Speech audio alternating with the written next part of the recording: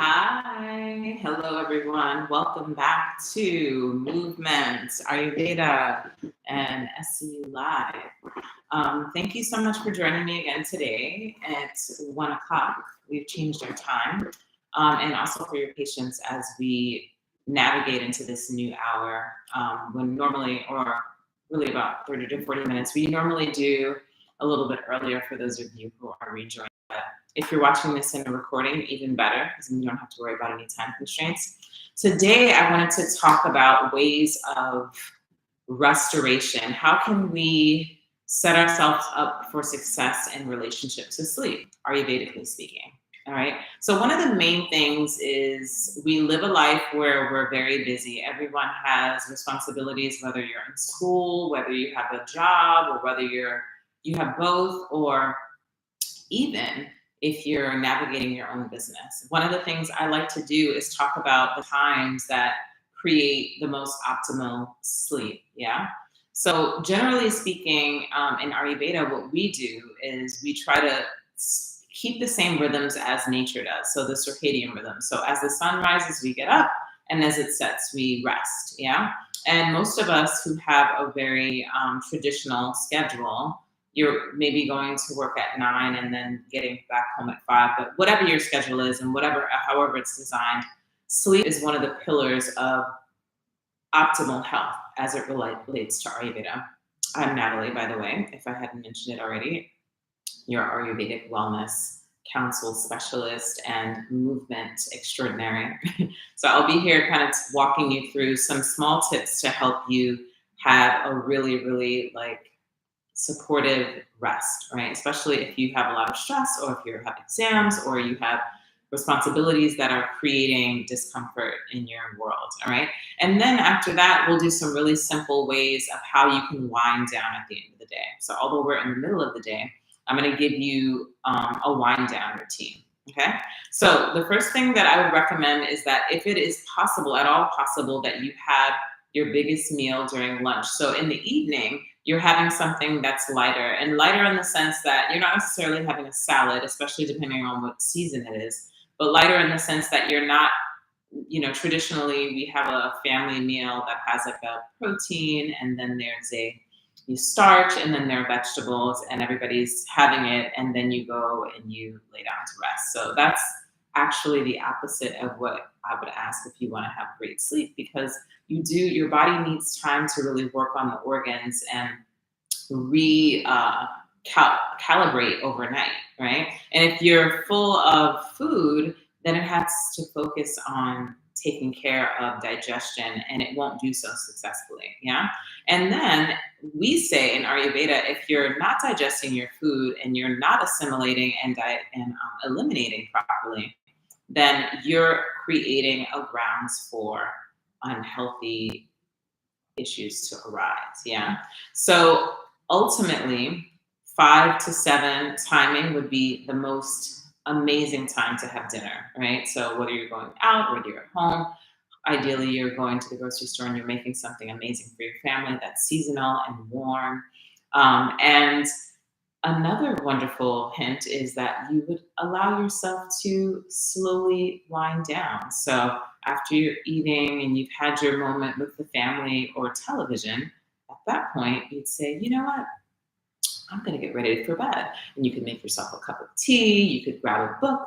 You can do some very successful stretches that we're going to visit here. And another thing that you could do is simply take care. Spend 5 minutes just acknowledging yourself and rinsing off your day. Okay? So what that would look like is the following. For instance, after I'm done having dinner, I usually create a situation where I get rid of my screen. This is really difficult for a lot of people because we live in a world where we even check our phones for time, right? So, obviously, I'm not asking you to do something that's completely out of the ordinary, especially if you're in a situation where you're working late. But say you're on a vacation, just have your screens on, shut them down at 7, and then have some other activity that you do. You could listen to some really wonderful music, something that's calming and relaxing. You could get a nice oil that you found that you really love to smell and, do a little hand massage. You could even simply take a shower. just take an evening shower and think about how you're eliminating the day off of your body before you get into bed, right? And one more really, really awesome tip that I have that I love to do is get an oil of your choice. If it's summer, I love using coconut oil because it's a naturally cooling oil. And in the evening, we sleep well actually in cooler temperatures, and we sleep more heavily if we're not having anything in our minds, which is a whole other category. And then at that point, I get my oil, I warm my oil up. I'll have like a little tea kettle, put my glass jar of oil inside of a container that is heat and water safe. And then I let the water sit in while I'm brushing my teeth and getting ready. And then what do? I have my PJs on. I have a pair of socks. I place the oil on my night table. I grab the oil. I add a little of my hand, rub it in. Often my hands are dry. And then I literally put them on the palms of my feet, and I literally rub in a downward motion on the palm or the bottom, the soles of my foot. And I give a little circle to the areas where the joints are. And then I do the other one. Same thing, opposite foot. I push down, heel to toes, really getting the oil in there, just acknowledging and just thanking my feet for carrying me around for however many years you have been on the planet and I've been on the planet. And then I'll just do a little circle on the soles and then the toes, each individually acknowledging them. Perfection. I go wash my hands, put the oil away. At that point, I get ready for bed. And if you're a person that has a really hard time sleeping, you know what you can do? Journal, you can read a book, put on some soft sounds. And journaling is really, really amazing because then you get all the stuff that's in your head out on paper and you can tell your mind, you know what? You don't actually need to think about this because it's now written down, right? And you then can discard it because now it's no longer in your mind and symbolically it's out of your head, it's on this sheet, and if it's done with, it can be discarded. All right. So on that note, I'm going to show you some really simple stretches, some really simple breathing that you can utilize in your evening and try it, right? Come back to this video, use it later on this evening. It's really, really effective, you know? So we'll keep it really simple and easeful today, and then we'll rev it up again next week. All right. So I'm going to get us set up here and bring this lovely down a level. All right. And you all can join me here on the mat. All right. So we'll start here. I like to start kneeling. If you have any knee issues, you can just sit in the seat, right? And I simply give you a little profile. Take a nice deep inhale. And I exhale. Breathe in through the nose. And out through the mouth. So you notice I'm sitting on my knees and I'm kneeling, but you can do the same breathing exercise seated in a chair. You can sit cross-legs or with the legs in front of you, all right? And then we're going to breathe and look to the right, inhaling through the nose. Exhale and come into the center. Inhale to the left. Exhale, come back to the center. Now we're going to go all the way across to the right, all the way across to the left. Inhale. Exhale. Good. From here, come to the center. Look down as you breathe in. Look to the center. Exhale. Inhale, look up. Exhale, come to the center. Breathe and look down. Exhale, come to center. Inhale, look up. Exhale, come to the center. Now let's do a half circle, listening to the right shoulder. If you have a tight neck like me, maybe start halfway, and then come all the way back to the sternum with the chin. Go to the opposite side. Listen to the left shoulder. Breathe and circle. Find natural breathing from here. So there's nothing strenuous happening with your breath. It's really quite simple. You can keep your eyes open if you feel more comfortable with that, or you can soften them and allow them to close. Okay? And then from here, I like to do the second half. I'll look up, keeping the chest tall, listen to the shoulder, look all the way to the back, up to the ceiling, and listen to the opposite shoulder. And look all the way to the ceiling, listen to one shoulder, and do it again. Look up, and listen to the left. And then as you guessed it, we'll do a full revolution all the way around. Do your best to keep your shoulders in the same position. If your neck is too tight, you can allow them to move a bit. Open the chest, up, down, forward. We'll do twice more. Look all the way to the right, up to the sky. Good. One more way. Breathe. Good. And then from this position, come back to the center. Bring both of your hands to the back of the shoulders. Take a nice deep breath. Walk the hands as far back as you can. You're going to inhale as you look all the way up and slide the hands forward. And exhale. Inhale. Exhale. Inhale. And if it's too much for you to lift your chin to the sky because your neck is really tight, you'll just go straight to the front of the room, just like that. Inhale. Exhale, pressing down into the blades of the shoulders, looking straight ahead or extending through the front of the chest. One more time, breathe and press into the blades, right between the deltoids and the neck. Then come back to the center and just press down. All right, nice strong press here.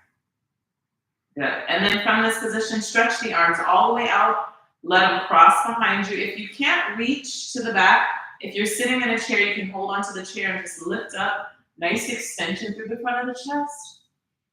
And come back to the center. And then exhale. You allow the body to round. Lift the chin up. Open up the chest and reach the arms back. If it's available to you and you don't have any shoulder injuries, the arms will reach. You can clasp the fingers and come back to the center. Same thing. Cross the fingers the opposite direction. Round the spine first. Remember which way you were crossing earlier and switch. Lift the chest up, open up through the front of the body.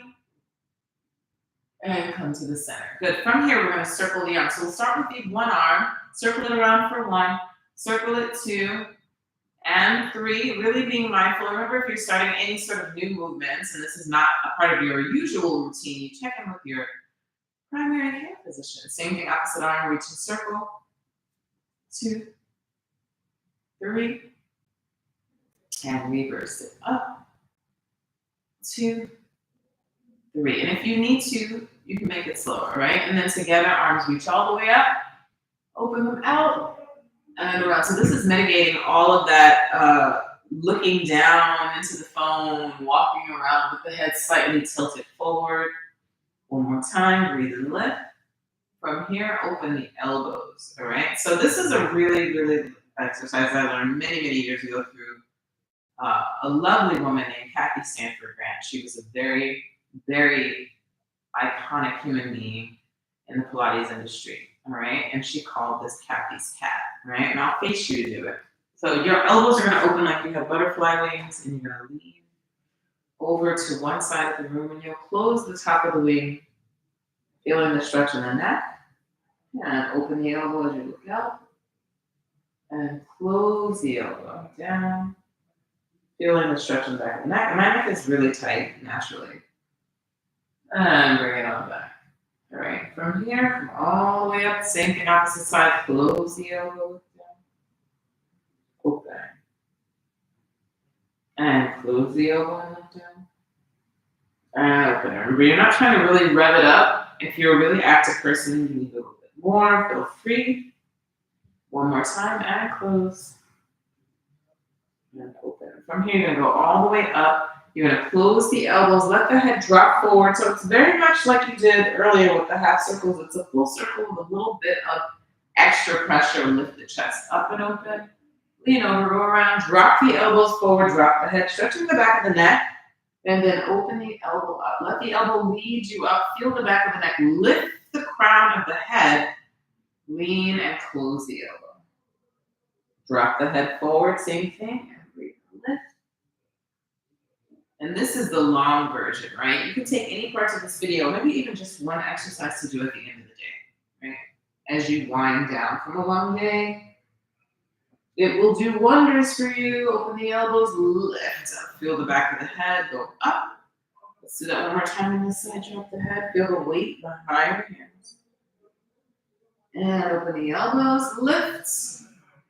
Good. And then reach the arms out. From this position, let your hands go all the way onto the floor, and we'll do some very simple cat-cows. Everybody's pretty familiar with those. Round your back, drop the head. I like tucking my toes to arch the back, open the chest, and lift up. And round the back, curl the spine up. This is also nice if, you know, you're not in a workout stage, or if you're in an early stage or injured in some capacity, and you're not injured in your knees, and your back is fairly healthy.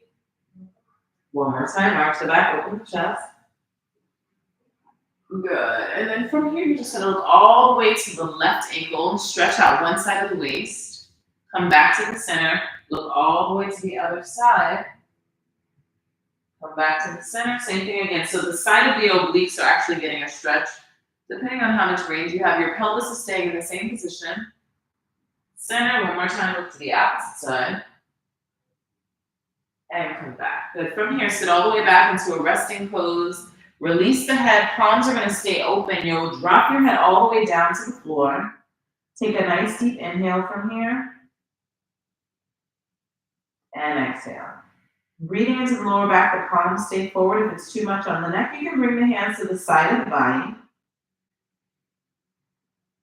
And exhale, and you'll slowly bring your body all the way up, one vertebra at a time. Great. All right. And then from this position, we'll have you have two options. You can go into that lovely pigeon position where you cross one leg over the other, right? And you can sit here and then move one leg back to stretch, right? If that's too much on your knees and hips, you can also sit in a chair and just do a piriform stretch, which we have done on here, flexing the foot. And the final option is you can bring that leg up, making sure that the pelvis stays in a pretty decent position. You're just taking maybe 4 to 5 breaths in this position. All right, I'm going to do that for you here. You can start up in a mountain pose if it's in your body's will to do so. And you'll come here and breathe. This is for someone who is practicing this deeply. This would be like the advanced version of the cool down. Dropping the head. If you've been sitting in a chair all day long and your hips are tight, but you do have a regular practice in the hips, you'll breathe. Give yourself 5 deep breaths here. Exhale. Breathe in. Breathe out. 2 more deep breaths. Inhale. Exhale. One more time. Breathe in. And breathe out. Good. From here, come all the way back up. Before you do your second side, you're going to slowly roll your body all the way down on your back, and then allow the knee to come into the chest and do a gentle spinal twist. The spinal twist this knee doesn't have to meet the floor. You can just open out a little bit to the side and take 3 breaths. Exhale. So getting all the way across your IT band and lower back and hip.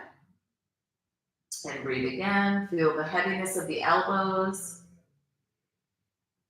And exhale.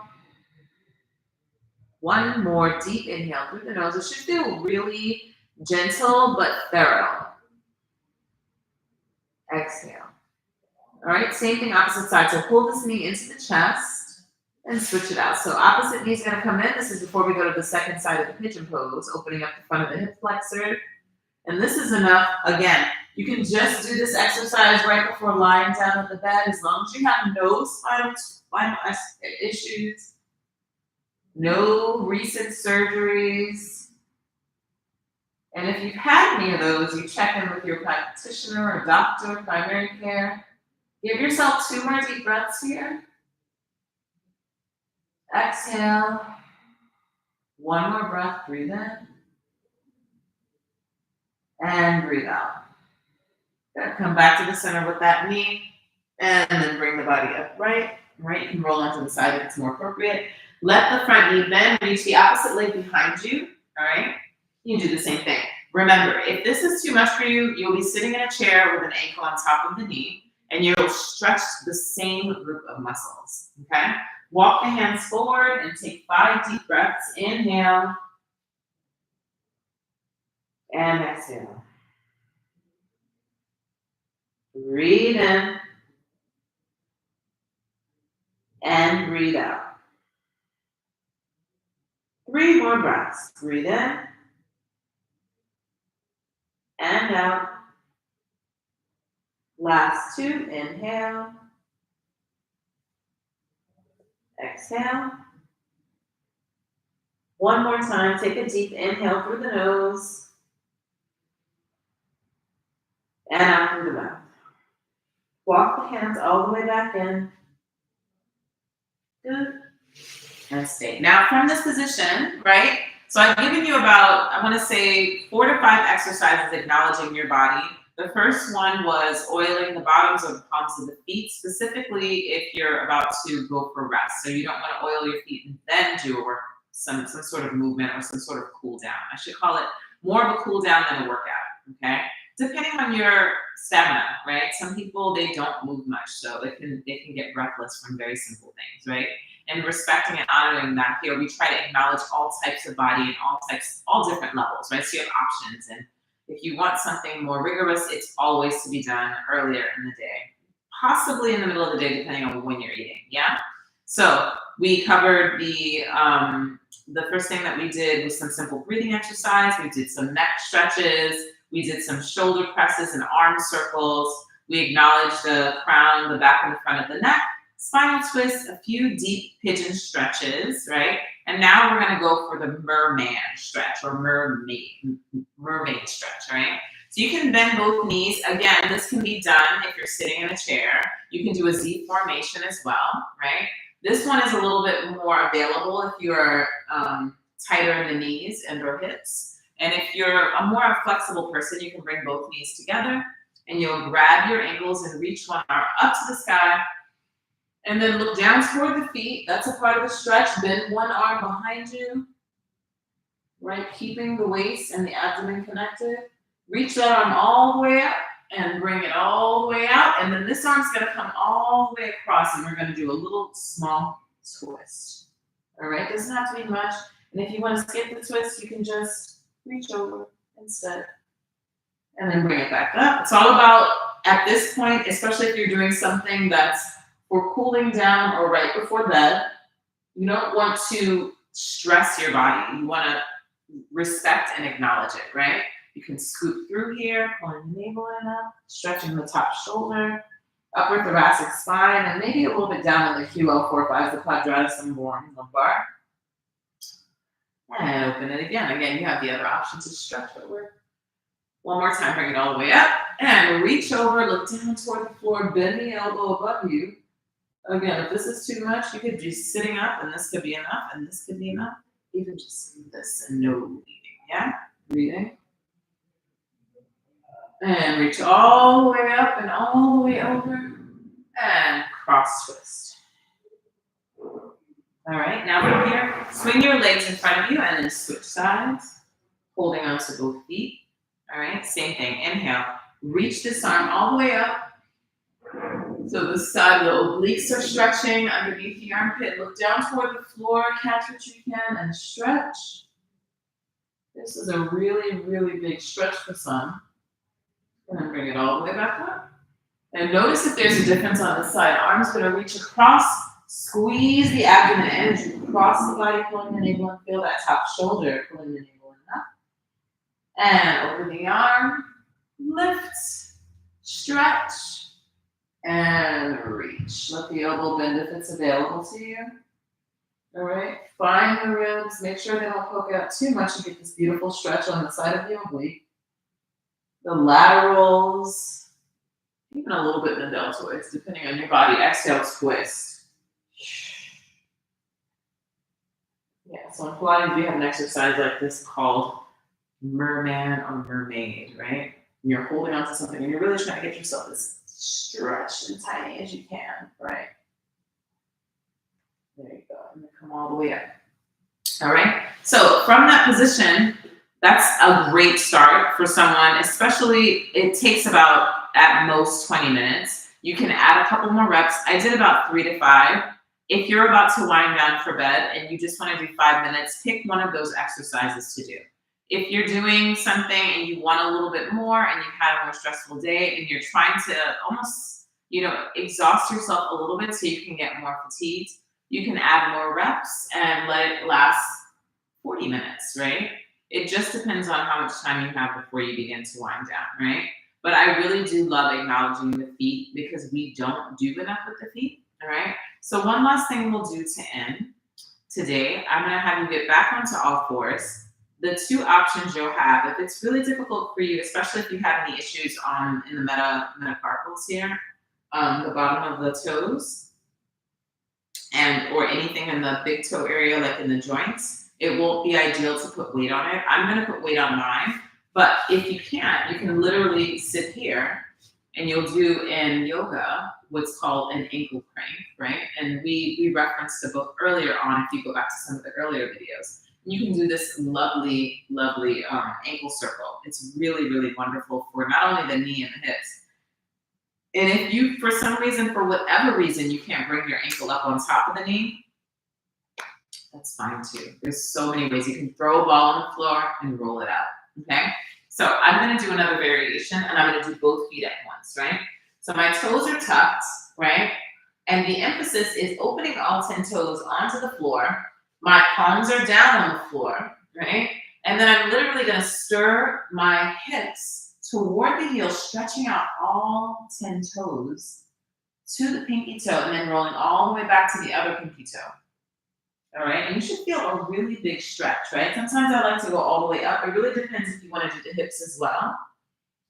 All right, but today I think it'll be nice to just focus on the feet, right? Back and forth. Let's just do 3 of these. Stretching through the feet and coming all the way back and stretching.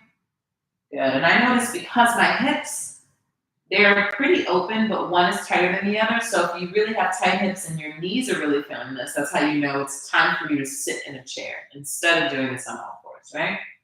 Right, and then sometimes I like to come up a little bit more and go into a mini squat, right? And in the mini squat position, it's really quite nice if you have healthy knees to allow the knees to fall forward and you're literally stretching out your feet, but you're doing it while using your body as a weight, okay? And then you'll go back the other direction. So the heels fall a little bit more underneath your heels. Now, if you have really tight Achilles, this is not gonna work for you.